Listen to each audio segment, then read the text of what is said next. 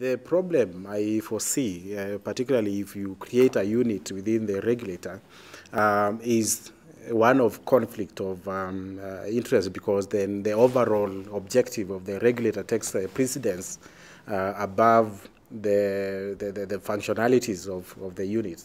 My perception of this was that because the regulator now is moving from merit-based regulatory regime to more of a disclosure-based. And if there was a competent body or authority external to the regulator, then all that, for instance, CMA needs to do is to make reference to that institution, whether this complies with Sharia or otherwise.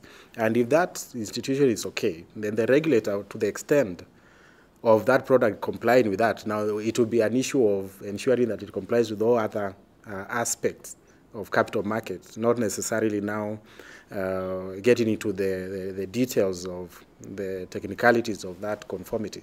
Because once you establish a unit then within the regulator, first and foremost, then you'll be saying that each of all these regulators may have to establish a specific unit that will be looking at these particular aspects.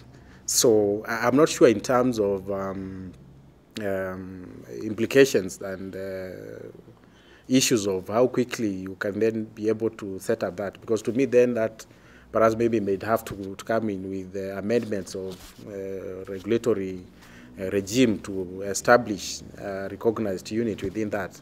What I'm not sure, and perhaps maybe I may want to benefit from the discussions, is that could there be a reference point within Kenya that regulators can be able to make reference of on matters that you are trying to see whether this is in compliance with Islamic principles.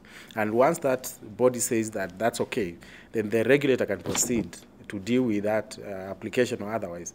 And I think that's what we did in the case of the first community when we were discussing those ethical issues. And it's true what you're saying, that the question was, when you say this is ethical, what are the implications? Because the principles now of capital market regulation is really of equity, fairness, and when you tell the investing community that this one is ethical, then are you telling them that the other one is not ethical? And that's where the problem about the using of that terminology, you found it would take some time. But if we had some established authority out there that says that this is a terminology acceptable within Islamic language, then the authority will have no much of issues than to allow this to proceed without compromising also the independence of the regulator. Because again, also you don't want the regulator to be part of the process, and then again also to be part of the objective of overseeing the same.